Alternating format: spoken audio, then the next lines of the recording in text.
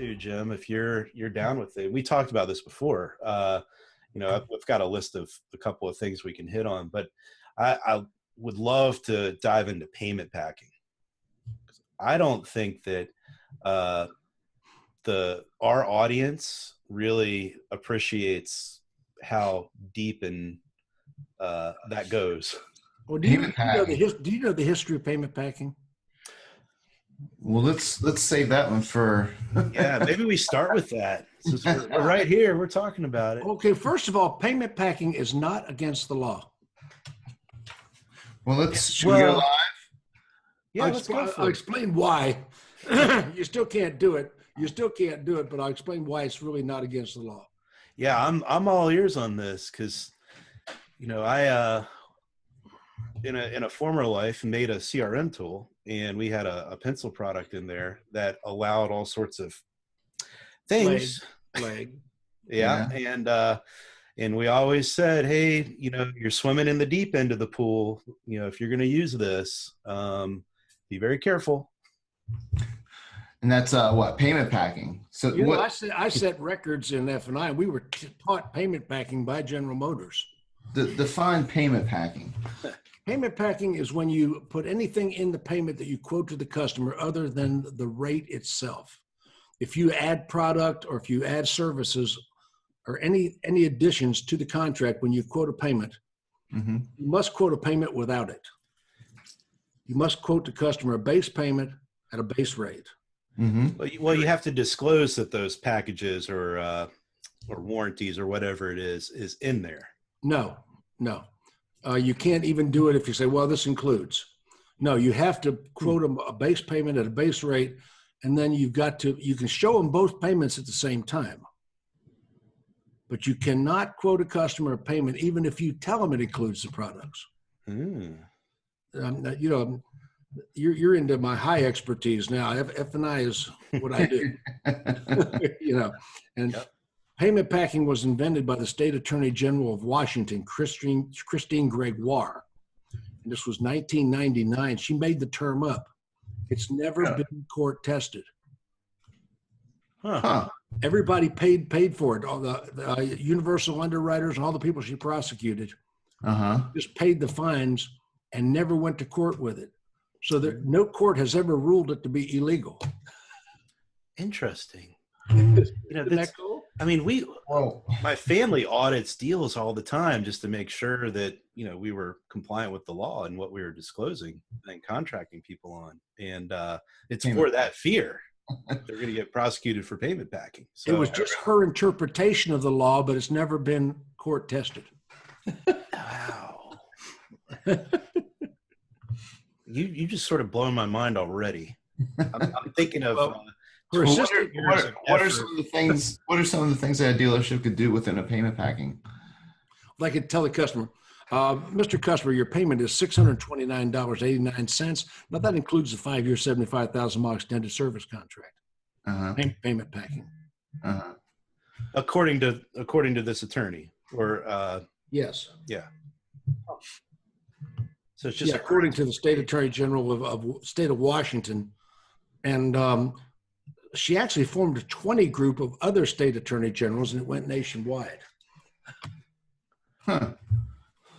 Is this a practice that's still happening? Unfortunately, yeah. Matter of fact, dealers just got prosecuted for it recently. I read the articles. I forget what state it was, but yeah, really? Dealers getting prosecuted for it all the time. That's I don't know. Sounds like fun, but there's this little edge or maybe this gray zone where so you obviously don't practice payment packing in the F&I office, but you can do it on the showroom floor because that's not the actual contract you're usually presenting. It's a buyer's. Well, you can, unless you pulled a credit bureau. Once you have pulled a credit bureau, you're obligated to give a customer a rate they could reasonably expect to get. If you have not yet pulled a credit bureau, you can get away with quoting them average figure. Well, this is what we average. But once you pull a credit bureau, it's been case law that says you can't do that. Let me get my AOL off. I just heard you got mail. Oh. Sorry. My US Robotics modem might spin up in a minute. Hold on. Yeah, I still got my 8-tracks coming in for Columbia Book Club. Did you get them for, what is it, 99 cents for 10? Exactly, my 8-track tapes. First 15.99 and then what, 99.99 every month after? Every month after. I had a hell of a CD collection off of that one. I'm gonna watch the Sean Bradley broadcast. Where's that one at? On DealerRefresh. Oh yeah. That's no, I think that's I'm not sure who approved this one. That's the 2014th. The 2014th. That's when it is. So we'll go with the 14th. Yeah. Well, you gotta wait. Be careful. Beware. He's got a short temper. Well, we'll try not to poke the bear too hard then. Every day he gets home, his wife gives him a massage and a drink and pours him a warm bath in the sink. Oh, I'm not going there. Yeah, you're gonna get us Jim, what's some of the latest news out there? What's got your panties in a bunch right now? It's got my panties in a bunch. Right now is the vendors are raising their rates to ridiculous rates. Right now, the manufacturers are tightening up on the margins again. Yeah, and we're hitting a down cycle in the business again. You know, we've had a really prosperous run, and now car sales are slowing down. Dealers don't know how to handle the downturn. You know, it's been a while. Yeah. Well, the car business doesn't really turn down because of the economy. The car business turns down because of a saturation. There's only 200 million licensed drivers in the United States. And we've been cramming 70 million cars a year into that customer base for the last 5 years. Mm-hmm. So everybody that needs one has one, and they got two, matter of fact. And then some idiot invented 84-month financing. Which idiot did that? I have no idea, but whoever did it, why is it even? I go to dealers all over the country, and they're opening up on the first pencil at 84 months. Oh yeah, I and see it all the time. You're not performing sales; you're performing a wedding. Yeah, you might as well ask if they want fries with that. So saturation is a big problem. So the customers are trying all these gimmicks like subscription cars. You know, yeah. How do you feel about that? That's well, I'll make a prediction right now. Right now. I've already made a hard prediction. That's going to be a big failure. It's going to be a big thud because it doesn't work. There's a big reason subscription cars aren't going to work. It's called math. You know, Kevin Fry, who's sort of championing it, came out the other day on DealerRefresh and said that the margins are razor thin, and they're, looking for a way to, try and make this profitable. And they're not going to find it. And I love Kevin Fry. Kevin Fry is a great man, and I've discussed this with him. You have to understand consumers. Consumers aren't going to go for the program. And why is that? Why do you believe that? You're giving them a car that 10 other people have driven. Okay. And it's a little ragged. It's a little threadbare. People want a new car when they're paying a new car price, and all of a sudden, it's not going to appeal to people that they can't get what they want when they want it. And then the dealers have got to dispose of these cars. Mm-hmm. These cars are going to have a greatly reduced value. They're going to go in the rental car market, and it's going to be a hard road. Dealers are telling me, even the dealers that are doing the subscription, they don't know how they're going to dispose of the cars that they're going to have that big fleet of cars. Ooh. Kevin just joined us on Facebook. Why would they jump into something like this if they're not sure of an outcome? Well, because they're trying to. The manufacturers know the market's saturated. Uh-huh. They've got to find another way to shorten the process. 84 months, 72 months. A 60-month loan is upside down for 3.8 years on the average. I didn't even know the stats on 72 and 84. Mm-hmm. You put a customer in a 60-month loan, they're almost 4 years before they can trade anyway. Typically. Now you get into 84 months, I don't even know that stat, but it's got to be pretty darn high. And customers generally get the itch every 3 years. So they're buried in these cars. Mm-hmm. Leasing doesn't work because the residuals have to be competitive. You know, throughout the years, the 3 Series BMW has been one of the highest leased cars in the country. Mm-hmm. Now, do you see any used 3 Series BMWs driving around? No, you don't, because they shipped them all out of the country. That was the only way they could keep that residual valid. Mm. You know, because they bring higher values overseas. Yeah. Stan just bought a used 3 Series. Who did? Stan Share. Why are you bringing up Stan Share? Okay, are we on right now, guys? Yeah, we're on. And So I get along with Stan. I'm not going to discuss that. yeah, we all do. So back to the subscription again. We're seeing quite a few dealerships jump on this. And what was the company behind? Was it Clutch? Clutch is one of the platforms, and Cox, if I'm not mistaken, just acquired that. Yeah, there's a lot of people trying. How many times have you seen vendors jump on a program that didn't work? Oh yeah, absolutely. I'm not saying that's all. I'm not. By the way, Jeff and Alex, I am not rooting for this thing to fail. No, I actually wish for subscription cars would work. I wish it would work, but realistically, the math doesn't play out when you look at all the pieces of it, and you know, right now, Fry will even tell you he's you know up in the air about he's trying to make it work, and he's having some difficulties. They're struggling. Mm-hmm. He's actually listening right now. Yeah, he's a great man. I mean, I have no problem with subscription. I wish it would work, but I don't think it will.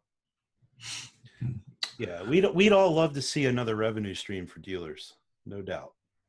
No, and right now the biggest problem in the industry is the vendors are trying to take the business away from the dealers. When you say vendors, elaborate. Okay, I'm going to say autotradercars.com. Okay, just making sure. Every one of them.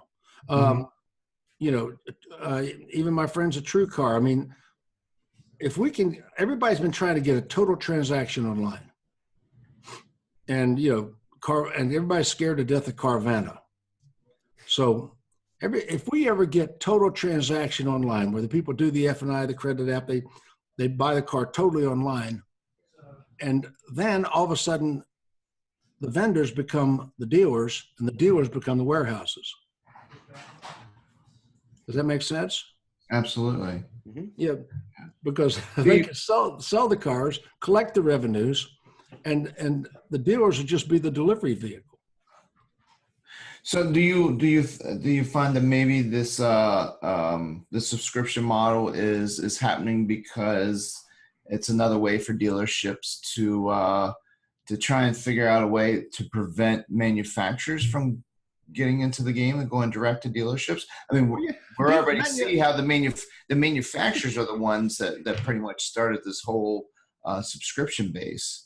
You know, Jeff, the truth of the matter is the manufacturers have tried to sell cars directly to the public several times. I was involved in thwarting that. Mm-hmm. We're talking about 1999, 2000, the Ford Auto Collection, and I forget what the General Motors initiative was called. But General Motors under Ron Zarella was opening up their own dealerships, trying to operate against their own dealers. And Ford Auto Collection opened up in 5 cities. And I was very instrumental in helping bring that down. And they failed miserably. The manufacturers don't know how to sell cars. They've proven it over and over again. You know, I laugh like General Motors, shop, click and drive. How's that shit working? Yeah. What? You can either build them or you can sell them. Yeah, they got all these theories on how to do it, and every 10 years we finally teach the manufacturers they don't know how to sell cars, And those bastards retire, and here comes a whole new bunch doing the same shit the other ones do. Like every 3 years. We have to retrain them all over again. No, that's why we have you, Jim. Well, Jim, so specifically with Ford and GM, what would you say made them fail outside of just, generically saying they don't know how to sell cars? Well, they tried a one-price model, and a one-price model doesn't work if you have competitors that are not one price. In a competitive market, one price doesn't work unless you're just flat out into the triple net. And General Motors and Ford were not into the triple net. They were trying to run a process that they envisioned would work. Mm-hmm. And it was like the Revolutionary War. In the Revolutionary War, the redcoats had to wear bright red jackets and march down the middle of the street, and all the settlers wore camouflage and hid behind the rocks and trees and shit and killed them. So that was what the dealers did to the auto collection. I like that metaphor. Yeah, it was crazy, but the manufacturers were running the thing. They ran one in Tulsa. They were running them in Indianapolis. Just none of them worked. They all failed. And that was when Jack Nasser was running Ford. Now, I don't know if you remember Jack Nasser, Alex. Yeah.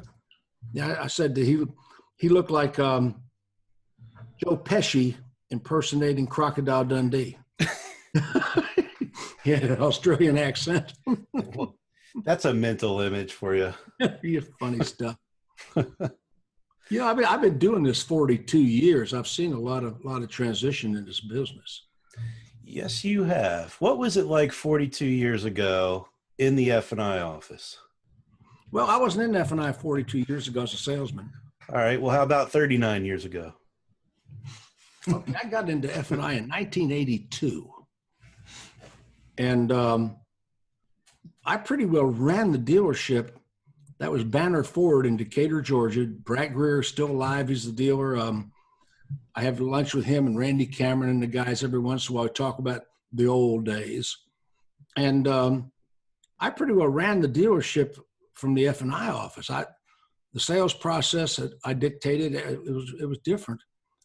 And in 1982, I set the record for F&I it was like the jets breaking the Mach 1 barrier back in the 50s. I broke the $1,000 retail unit before anybody else. I was the first one in the country to do that. That's pretty well documented. And, I just printed everything on the contract. You know about payment packing. I'd put the service contract, the credit life, the mop and glow, everything on the contract. I'd turn the computer off and just present the contract to the customer. Mr. Customer, you'll be proud to know this includes credit life, disability insurance, an extended service contract, and your car is protected against the environment. I need your signature here and here. I get thrown in jail for that today, but yeah, you would. The F&I schools were teaching that. I went to the Pat Ryan F&I school in Chicago, the best F&I school in the country, and they were teaching payment. Everybody did it. It was the way business was done. Yeah. You didn't know any different. It's the booming 80s of car sales. Oh, it was funny. And then I went to Dyer & Dyer Volvo, and we were the first dealership in the world to do $1 million in 1 month in finance. A Volvo dealership, not Chevy, not Ford, not Toyota, Volvo. We were selling 850 Volvos a month, new and used. A lot of used. Yeah. Hold on. How many Volvos? 850. 850. Check that out with Volvo Corporation. It's in their records. The funny thing is, we went from 40 units a month to 850 in about a year and a half. I don't even know how it's feasible. Yeah, I can't wrap my head around that. Well, you need to wrap your head around it because any Volvo manufacturer rep can tell you that happened. Yeah, I wasn't in charge. I was just one of the guys. I don't take the credit for that. I was one of the team members, but I was an F&I member, and I wasn't the department head. I was just one of the managers there. It was Camelot. It was legendary. we had buyers going to Canada and buying Canadian Volvos and bringing them back and changing the speedometer heads. We couldn't get enough inventory. Wow. What was it about Volvo at that time? What was? Well, that was the yuppie explosion when people were buying BMWs and Volvos and in great volume. We had the #1 BMW dealer in the country, also in Atlanta. Yeah, there were a lot of Volvos being sold in the 80s. That's for sure. Yeah, I mean, it was like a big explosion. And Richard Dyer had Dyer and Dyer Volvo was the name of the dealership. Mm. And like I say, I was just one of the guys. I wasn't the department head, but I got to participate in that. You know, I was one of the guys at the dealership. Mm-hmm. So that's the way F&I was back in the 80s. I've got photographs of consumers doing push-ups to qualify for credit life insurance. So, You know? so some of my favorite terms out of the box are, one I hadn't heard in forever, and you brought it up the other day, which was yo-yoing. Yeah, yo-yo. I never did anything illegal. You know that I had a high. No, yo-yoing sounds illegal. Yeah, yo-yoing. Jeff, yo-yoing is still a common practice. It's just saying hello to two people, right? Yo-yo. Yeah. Dealers do it today, and it's illegal, and I can't believe. And I tell people all the time, hey, well, Mr. Ziegler, we've been doing that for years. Well, everybody that ever went to jail for doing that did it for years until they got caught, and they didn't know that day they were going to get arrested. You know. Well, what is yo-yoing, Jim? Yeah. Yeah, yo-yoing is when you contract a customer at a rate you know they can't get. And then you bring them back and recontract them at a higher rate when the bank turns them down. Yeah. It's when you do it on purpose as a way of doing business. Well, distinguished accident. How is that accidentally doing it and doing it on purpose? Yeah, what was part of your sales process? You know, when you contract every customer. Now, you know, 40% of consumers have poor credit. You know, a credit score under 600.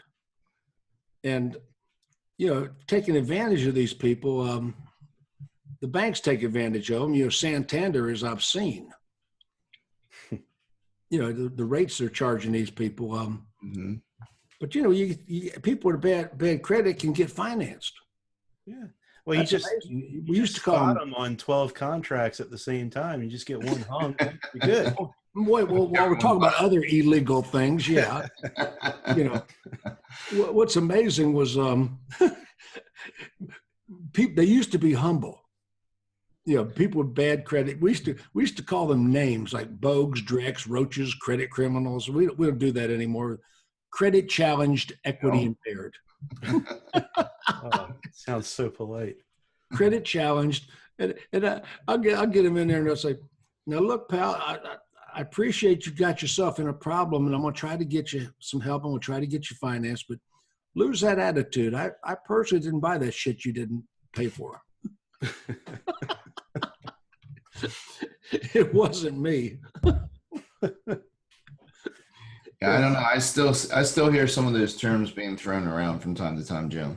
Oh yeah. Yeah, well, the evolution of the car business, it was different. I mean, I participated in the fun stuff, but I never did anything unethical or illegal. We had fun, but we never abused people, if that makes sense. Mm-hmm. Yeah, and I never would do anything that was illegal. At the time, the way I was delivering those cars was completely legal. I mean, it was taught in all this. General Motors School taught it. So when payment packing became theoretically against the law, everybody stopped doing it. And then we went to menu selling, and I teach menu selling today. Yeah. Mm-hmm. Good old menus. But you're talking about the 80s, Alex. You know, when I first got into the car business, there was no F&I department in most of the dealerships, 1976. If I sold a car. What were you selling then? You ready? Datsuns. Hey now. Not Nissans, Datsuns. And it was kind of funny because in the mid-70s, Honda and BMW and Datsun all came into the market And Honda came into the market through Honda dealerships. You would go in a Honda motorcycle dealership and there'd be these little cars sitting on the showroom floor because they didn't have Honda car dealerships. A little CVCC. Oh yeah, 47 miles a gallon highway. It was a really nice little cars. You remember those? And then it was the BMW motorcycles, same thing, motorcycle shops, BMW cars. And Datsuns came in through Snapper and lawnmower shops. You go to a lawnmower shop and you see Datsun cars sitting on the showroom floor initially. And then they got their own dealerships. So I was selling Datsuns in the 70s and early 80s. They came out with the 240Z, the 260Z, and then the 280ZX. Yeah, those are cool. Great vehicles, man. And I walked in. They have a nice cult following right now. Oh, they do. I was a DJ. I've been with WAP. I saw that in one of the photos. Here, let's we got some old some younger Ziegler images. Yeah, I look just like that. I wasn't aware that you had some DJ years in you, Jim. Oh, yeah, where's the DJ? Here we go. Get the velour. Get the velour. Go back down to the velour tuxedo. The velour tuxedo. Oh right yeah, there we go. Yeah, I was chops. Nice chops. I was the announcer for the Miss Jacksonville pageant, and I was wearing a velour tuxedo that night. That's my 1973 Monte Carlo in the background. Do you still have that suit, Jim? Oh, wear it every no. It was a rented suit. $1 for it. It was a rented suit. We traded out for advertising. There was my venture into the Tough Guys competition, preceder to the Ultimate Fighting Championship. Yeah, I was going to say. Where is it? Which one is that? It's right below the velour. Boxing one? Yeah, I got knocked out in the second fight in 45 seconds. Who'd you fight? I used to know his name, Linsky, Chris Linsky, I think his name was.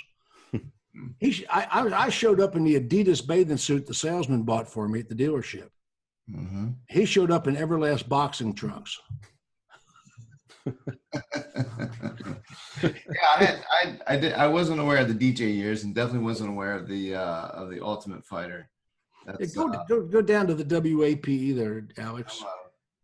That was a great rambling raft race. WAPE was the biggest radio station in the South. One of the 5 biggest radio stations in the country. Legendary DJs went through there, like Jay Thomas, the actor, and that was a great rambling raft race. We had thousands of rafts on the St. Johns River, homemade rafts, and we were having a raft race, and that was me announcing it. And then down below, you'll see what. By the way, what do you call that hat? That's a coonskin hat. That's a damn right. Hat. Yeah. What was that? What was that TV show? Daniel Boone. Daniel Boone. That's what you're looking at. Daniel Boone. He wore the hat like that. Yeah, well, the Great Rambling Raft Race, sort of a frontiersy sort of thing. I bought the hat for that. Now there was me on the console at WAPE in Jacksonville. Notice I'm playing a Paul Revere and the Raiders record when it was a current hit. Yeah, you're dating yourself now. Wearing my double knit shirt. It's funny because I always thought you were much younger than you are, Jim. No, I'm 70. That's a compliment, by the way. I'm 71. I'm not ashamed of it. I mean, as long as I stay relevant, that's all I care about. Yeah, you're doing a good job. It's, and I'm trying to leave a good legacy of doing good things for people. That's why we reached out to you.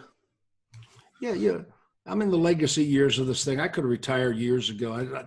I have more than enough money. If it's not about the money anymore. It's about, why haven't you? What's that? Why haven't you retired? What keeps you going? I love the business, and I look at how many people that I have helped, and you'd be amazed. People that I trained when they were salespeople, and they're dealer principals today. They're general managers. They own their own companies. And I see people that I've helped recently. That's got to be rewarding. Yeah, it's a good feeling because I was good friends with Jackie B. Cooper. I mean, he didn't stay at my house or anything like that, but I knew him quite well. Mm-hmm. And he died sort of broke. I mean, he was still teaching out of the same book 20 years later, and he didn't evolve. Why it was broke. Well, yeah. So I evolved with the business. Yes, you've sort of recreated yourself time and time again. If I can recall, Alex, you and I sat through one of your sessions.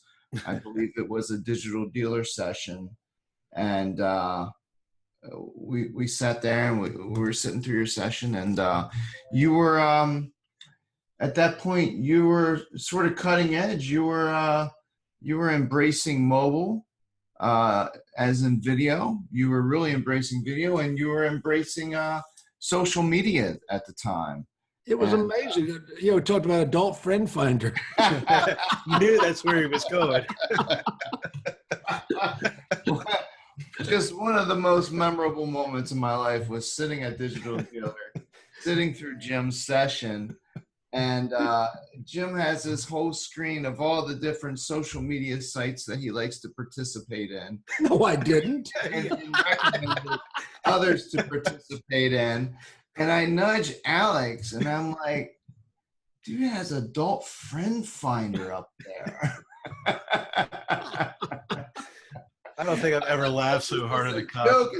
Is Jim being serious here? He's got to know. Or did he just grab some random screenshot of different social sites and threw it up in his deck at the last minute, or what? No. Oh my God. Alex and I mean, we still laugh about it to this day. We're laughing our asses off right now. Let me justify that, guys. Come on.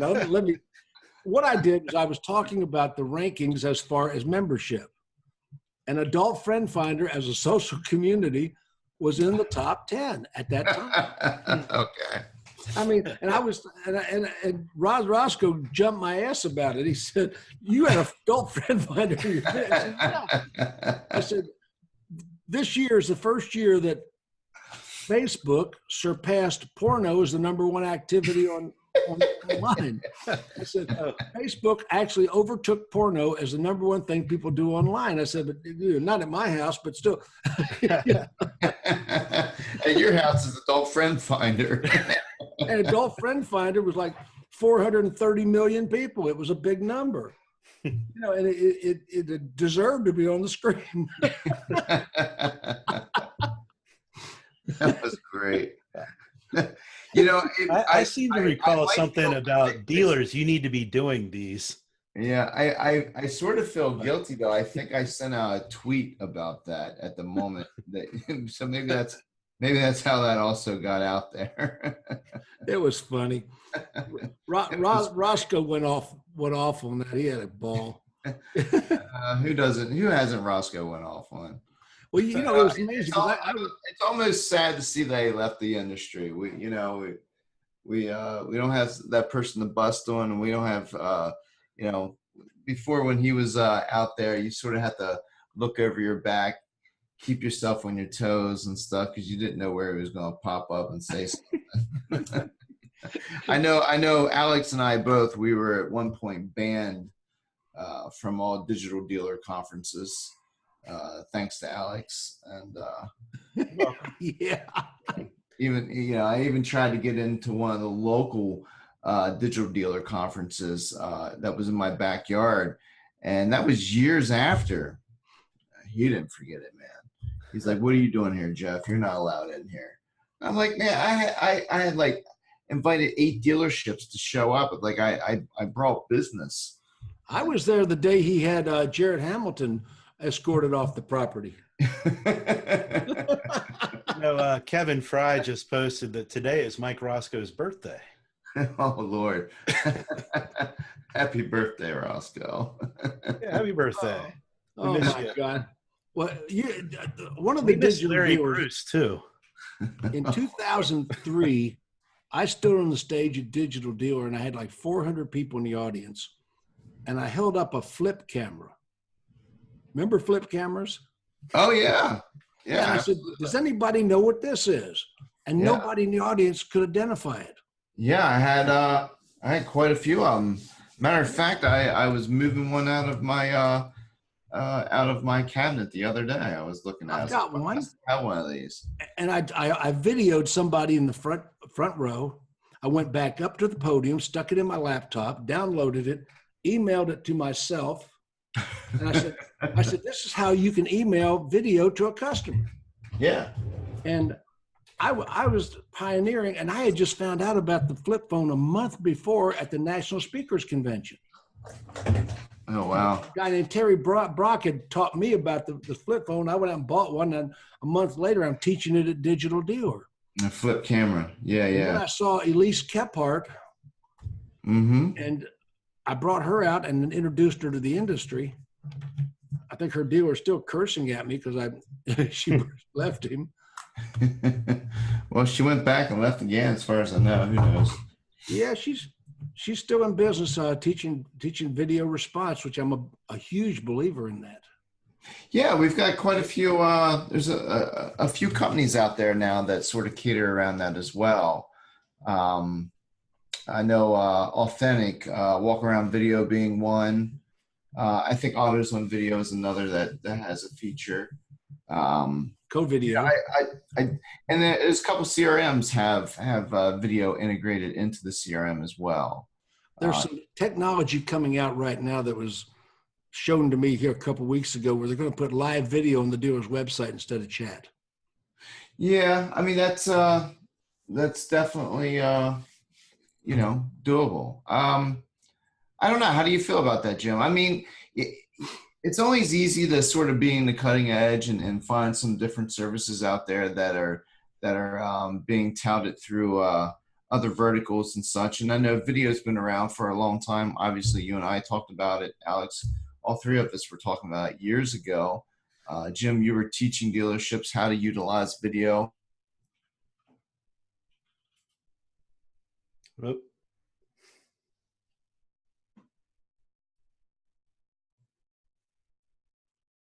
Utilize video and do that one-on-one branding per se, and use it to get reviews, use it to sell more cars. And now we've got this whole live video thing going on. Have you integrated live into any of your training sessions? Where do you see it? I have not. I'm still teaching. Still trying to get dealerships to do normal video. I'm still teaching social skills prospecting. Okay. There's a video online. That's still, it's still a strong topic. Yeah, there's a video online with a guy named Mike Richards, who is the president of Trilogy. And Mike Richards, if you put Mike Richards and Ziegler in a Google search, you'll see a video that he spoke at one of my battle plans, and I didn't remember him. And he said, I'm going to tell you a story about Jim Ziegler 20 years ago when I was consulting the Ford Minority Program. And he said, we were opening a store in mid-Georgia. Jim was helping us out. It was pouring down rain. And Jim said, I'm going to sell a car right now. And Jim took an umbrella. And this is him talking, and I'd forgotten I'd even done this. He said, Jim went out to the median with an umbrella and stood on the median when cars stopped at the red light. He knocked on their windows. And he sold a car to a guy in a truck at the red light. The guy turned around, came to the dealership, and bought a truck. Wow. Really? And Mike Richards tells that story. And I had frankly forgotten that I'd done that. But I teach I'm a high-powered prospector, and I teach that.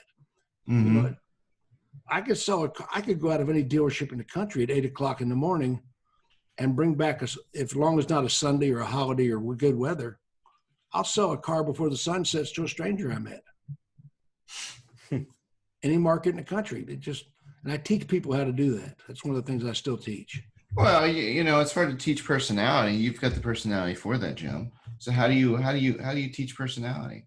Well, you don't. You teach people conversational skills. There's 3 questions I'll ask a complete stranger. When do you go buy your next car? Very simple. When do you go buy your next car? Second question, would you consider selling me the car you're driving? Excuse me, Mr. Customer, I work at Superior Datsun, and we're looking for a car just like this. Would you, I know we'll pay top dollar. We'll pay stupid money for this car. Would you consider selling it to us? And that question still works today? Oh, of course. I mean, because everybody wants to sell their car, and it's a strong. Would you consider selling me the car you're driving? One of the strongest questions you can ask any complete stranger. Mm-hmm. I walked across parking lot and said, "Sir, that is a beautiful car. Would you consider selling it to us?" Yeah, and of course, if they do sell you their car, I said, "Look, now at the dealership, I'm not the buyer. We work by appointment. I won't waste your time. You'll be here less than 10 minutes. We'll have you cash figure on this car." Mm-hmm. And I've sold hundreds of cars that way. Yeah, and then the third question: who do you know? You got a friend? You got a coworker? You got a neighbor? Who is in the market? Would you introduce me to them? Those three questions, I can sell a car. There's not a restaurant in the world I can't sell a car in. When do you ask that question number 3? Question number 3, after they turn down, when are you gonna buy your next car? Well, I just bought one. Really? Who do you know that's in the market? Anybody? Gotcha. Yeah. That's the follow-up question. Uh-huh. I could tell some long stories about that. You could ask that as soon as they respond with just looking. Mm-hmm. I sold a car to a lady I met in a supermarket line. Was it a Datsun? Look, Matchbox? We're looking at Matchbox National Enquirer on the rack, and I said, "Look at that, Elvis is alive." She said, "Yeah, sure he is." I said, "When are you gonna buy your next car?" My wife used to hate it when we were dating. I was still a salesman. My wife was a customer. Uh-huh. Oh, really? She was up. I made a fortune on that deal. I put her in that deal. Yeah, you did. And then you paid for it, didn't you? I paid every payment. That's why she married you. Uh-huh. This car. Yeah, well, it was amazing because we go to the movies and I'd go to that little window and I'd say, "Excuse me, I'd like 3 tickets for Godfather 5. Yes, ma'am. When do you go buy your next car?" My wife said, "Would you stop that shit?" How was Godfather 5, by the way? ABC, always be closing, right? They always be closing. Yeah, the business has changed a lot in the last couple of years, especially with the vendors have reduced the margins. If you look at a 1976 Eldorado Brougham, that car was 22 feet long. You couldn't see the hood ornament in the fog. I mean, big ass car. Opera lights, half vinyl roof, beautiful car. That car was 12. What's an opera light? Sorry, my young opera self. windows, little opera windows. Oh yeah, okay. Yeah, and that car was $12,000, $13,000, and the cost on it was $9,000. We had $3,000 markup in a $12,000 car in 1976. That's nice. Fast forward to 1996, when the Eldorado Baritz was one of the last Cadillacs Eldorados they built. That car was a $50,000 car with $2,000 markup. I was going to say with half the amount of markup. Well, look at like the Hyundai Accent, and you by the time you PDI that car, you own it for more than MSRP. Exactly. So the manufacturers have caused a lot of customer dissatisfaction and distrust. And then a lot of the vendors have built their business on perpetuating distrust. Yeah.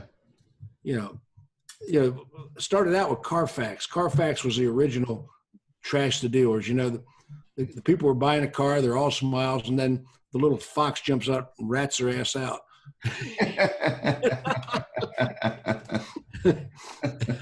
Yeah. You feel confident about this purchase. Yeah. And, I got all over Edmunds because they had articles bashing car salesmen on their website.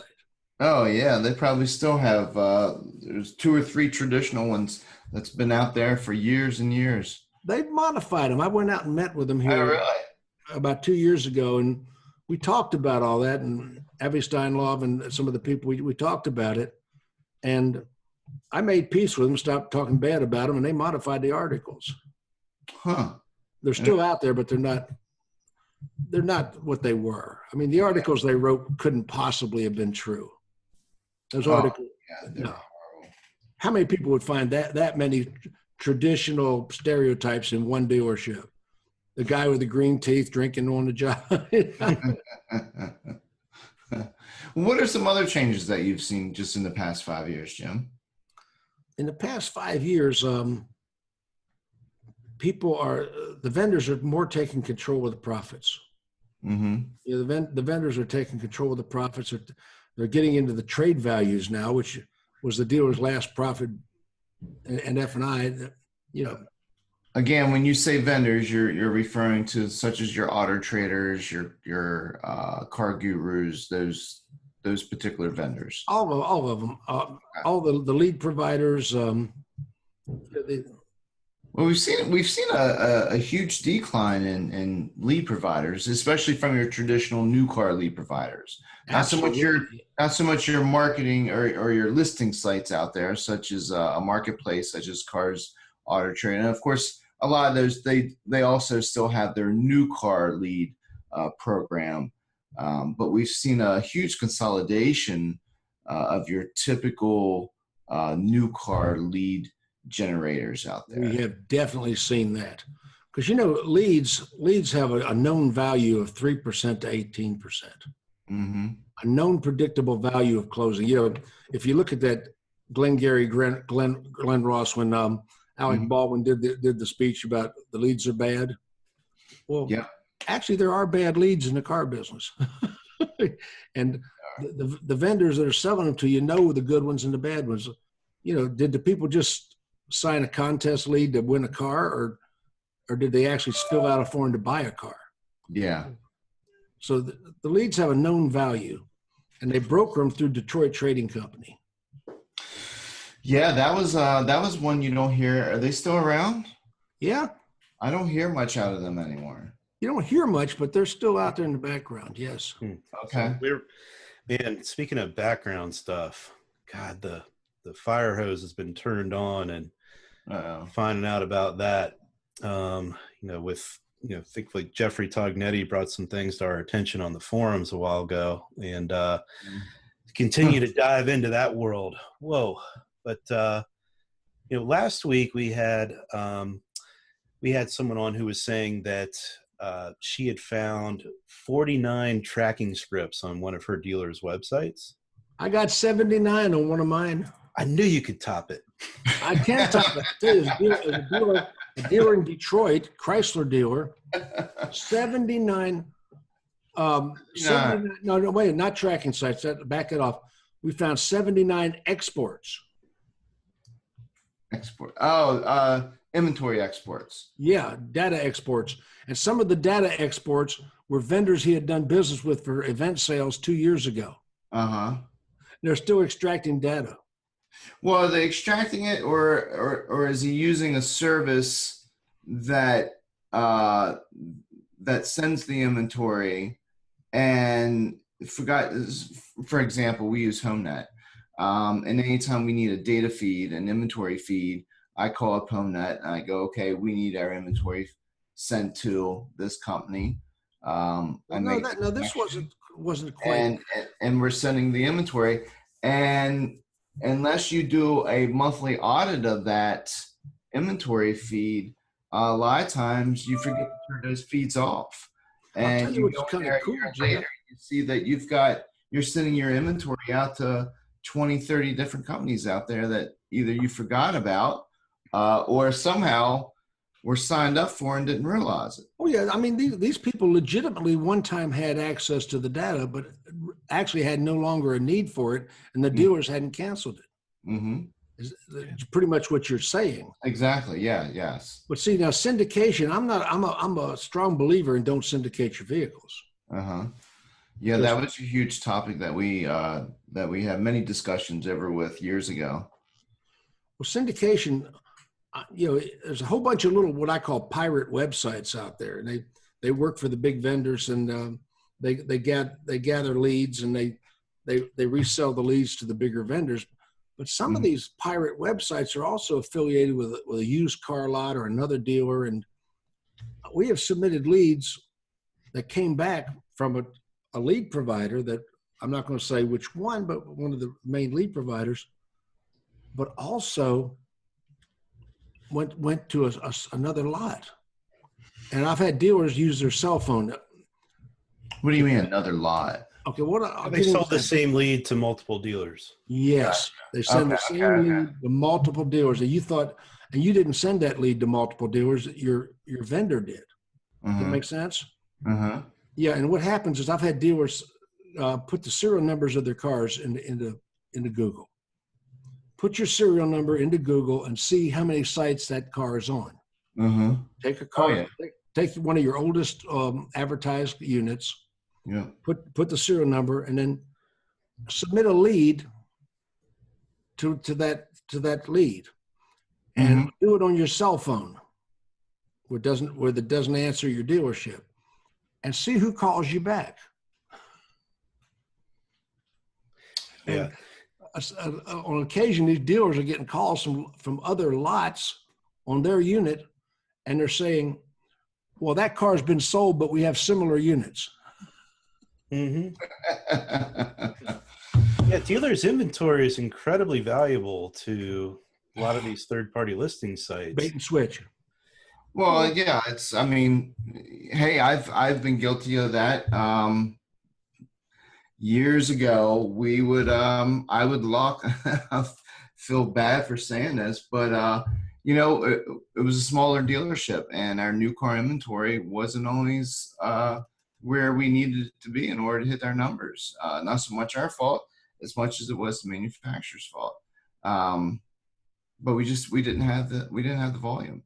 So there were ways within different programs that we were using. I was still using HomeNet back then, still do to this day. One of the reasons is I was able to lock a vehicle in the inventory. So I could hit that lock button, and even if we sold it and it was no longer in the DMS, it was still going to show up in HomeNet.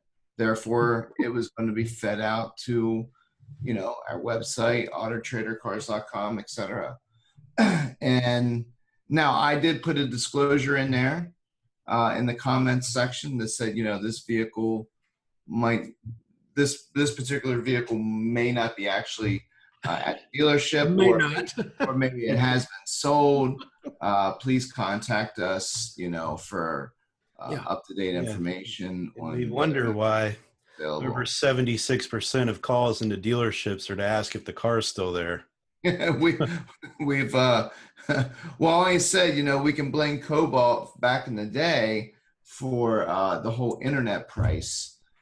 Because that was their biggest call to action on a Cobalt website was, click here for your internet price. Absolutely. And now most of your leads are coming today. You're responding, "Dear Mr. Meoff."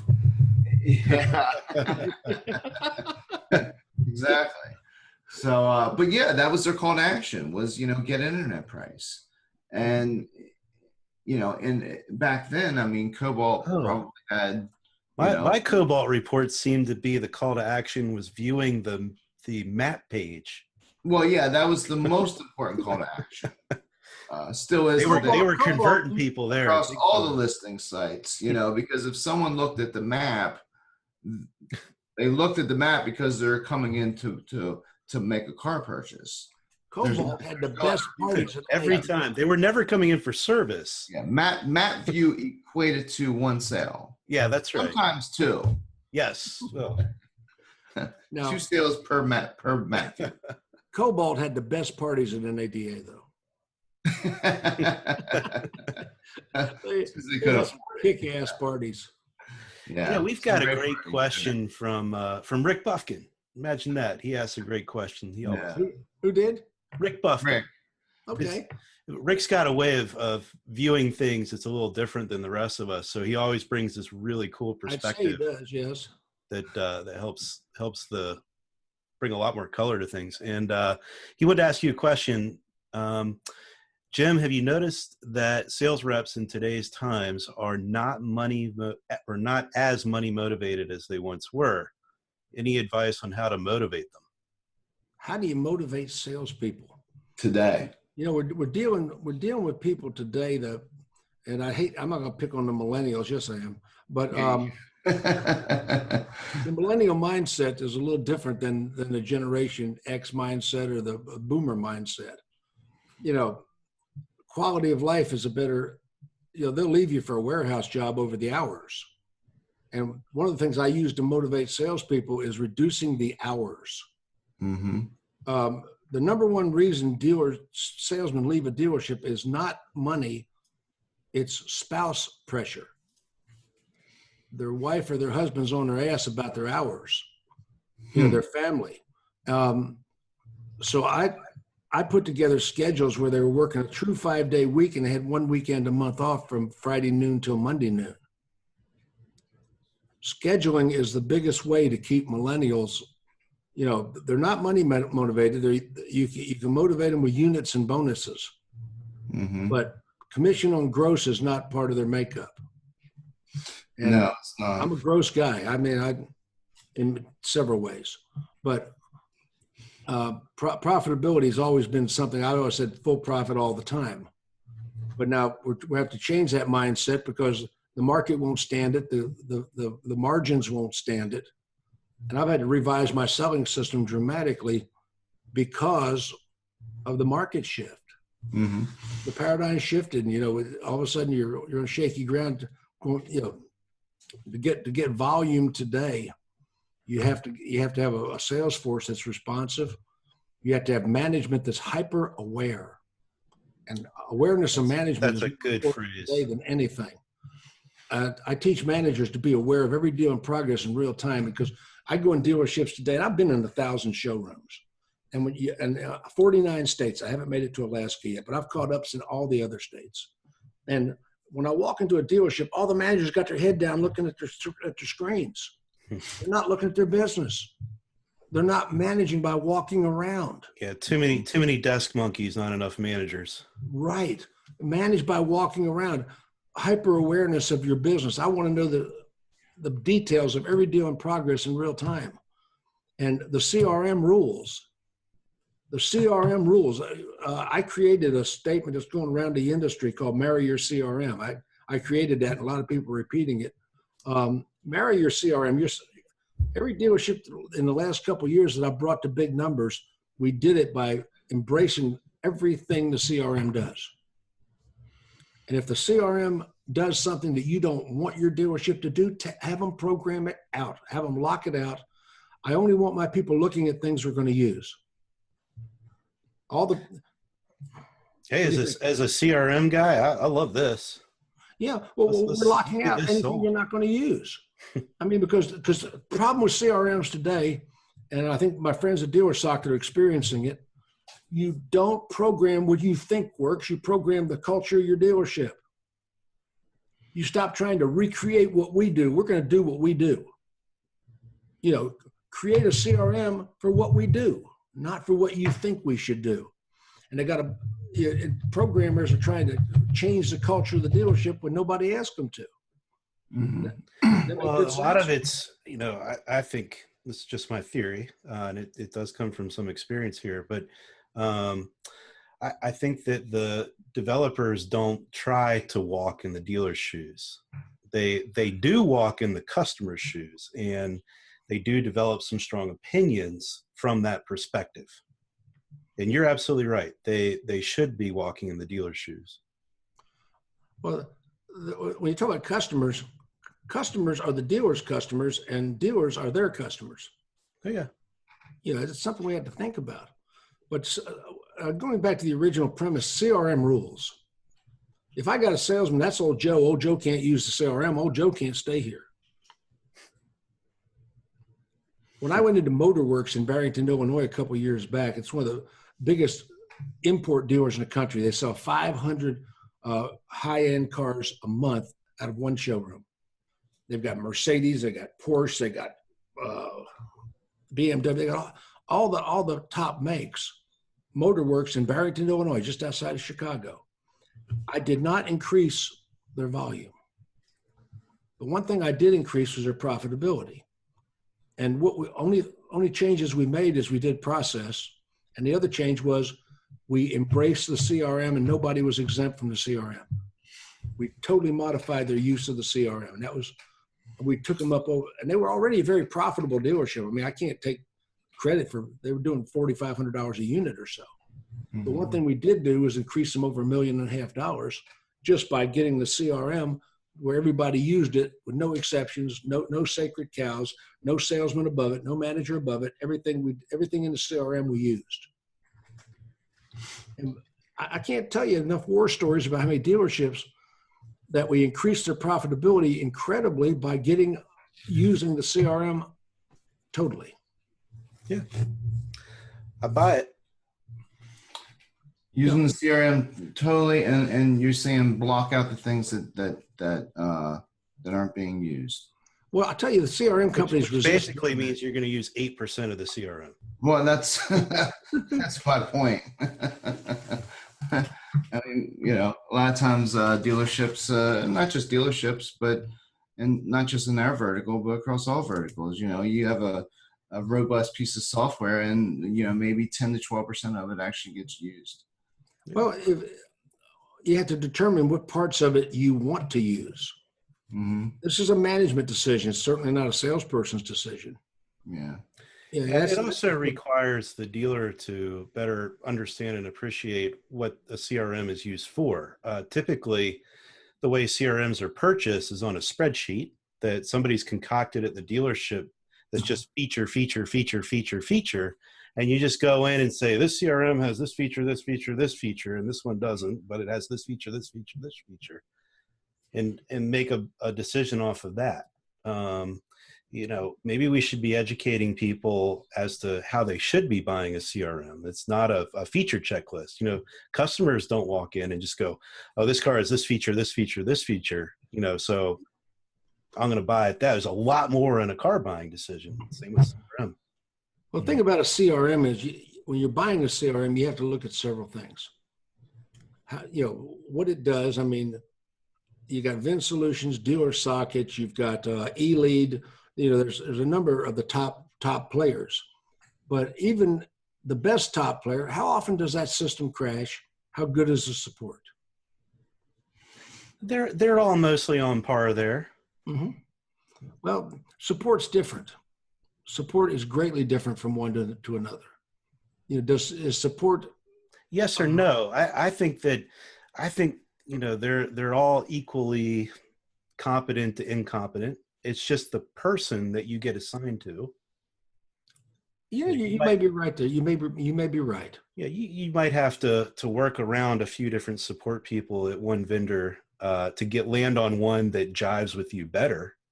Now, 25 years ago, 30 years ago, when I was selling cars, my CRM was a Rolodex and a 10 key.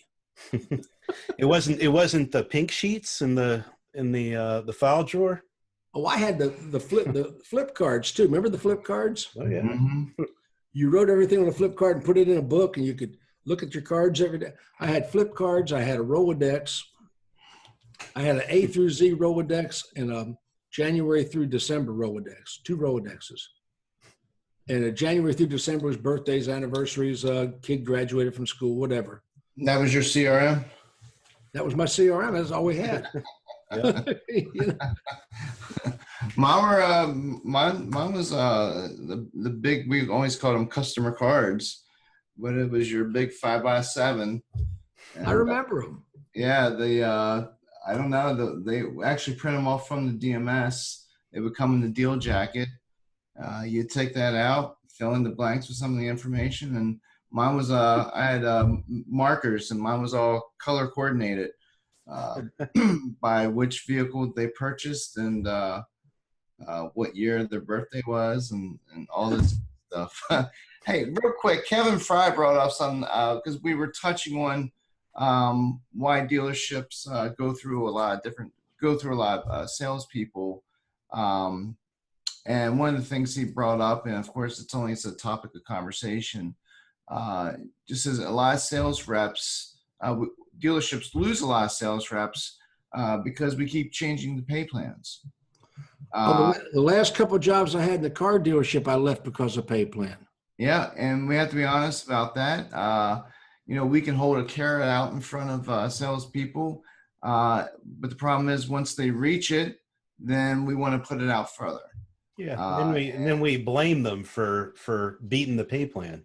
Yeah. So even worse today, so it's worse today because we've got declining margins, so let's cut the pay plan again, But yeah, there was nothing ever more frustrating than putting together a pay plan, dangling that carrot out there, you hit it, and all of a sudden everyone's making too much money. So we got to change that pay plan again.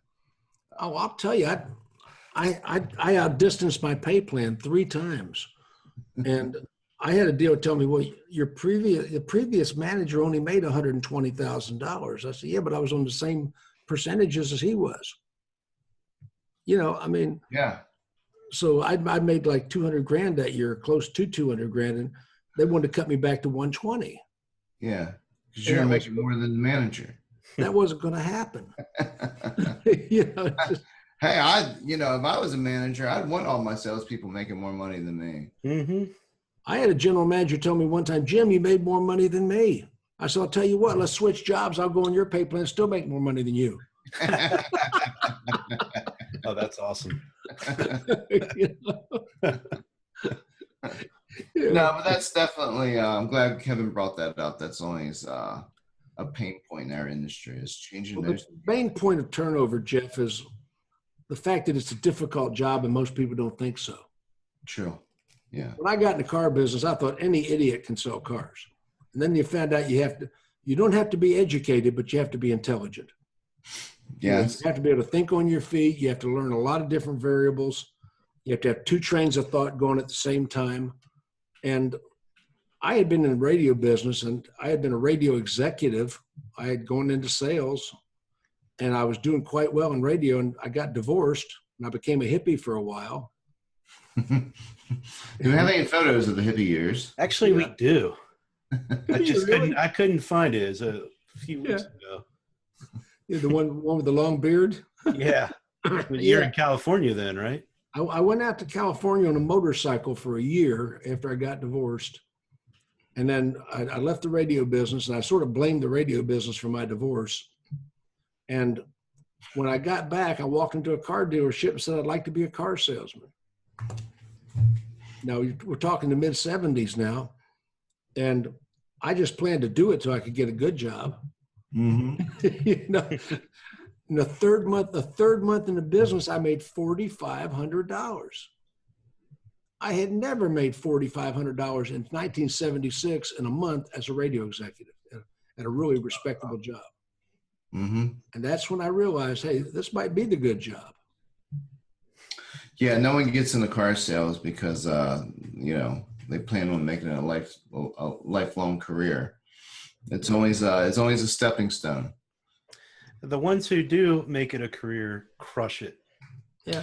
Well, I was training at Mile One, and one of the things I would say, what brought you into the industry, what brought you into the business, and it was always a raise of hands where it was like, this is a stepping stone. I'm here until I find a real job, and my response was always, well, what's wrong with being a professional salesperson? It's probably one of the highest paid professions out there. Being a professional salesperson. Doesn't matter what you're selling. Just be a great professional salesperson. Well, the money is less and less, and a lot of good people are leaving the industry. They've really cut down the pay plans. It's a shame. Do you know Tracy Myers? Sure do. Tracy Myers told a story here not long ago that just, you talk about helping people. Mm-hmm. Tracy Myers said that 20 years ago, he was sitting in the conference room at Atlanta Toyota, and I was training there. I was training the F&I department. And I went in the training room. I said, hey, fella, you look kind of dejected. He said, yeah, I'm thinking about leaving the car business. And I talked to this guy and I said, look, I told him, a lot of different motivational things about why you would stay in the business and what you can do and what you can achieve. And Tracy Meyer said, that was me that Jim Ziegler talked to. And he talked me into staying in the business. Really? Yeah. Well, Jim, we are getting down to the last minutes here. Jeff and I have a 2:15 we got to get to, but I do want to end. Louis is asking here. It's Louis Gomez. Thanks for asking the question. Are there any books you'd suggest to car salesmen? Well, the ones I wrote. We'll throw some Steve Stone of course too. Yeah, you can go to ZieglerSuperSystems.com at the marketplace, and my sales book and my F&I book are available there pretty reasonably, especially the F&I book. The F&I book is a textbook with 151 pages of word tracks. And all of them teach you how to pack payments. No, it does not tell you how to pack. It does not. Chapter It does teach yo-yo. Chapter 13, packing payments. No, it does not. Does not. Well, Jim, this has been a lot of fun today. Well, we got to do it again sometime, anytime. Damn right. Yeah, it's been a pleasure having you. It's been too long. It's been too long. I think the last time I saw you in person was at one of the PASH events. It wasn't on Adult Friend Finder? I looked at your website the other day, Jeff, and you got that big family and all. Yeah, I do have a big family. All these years I thought you were gay. No.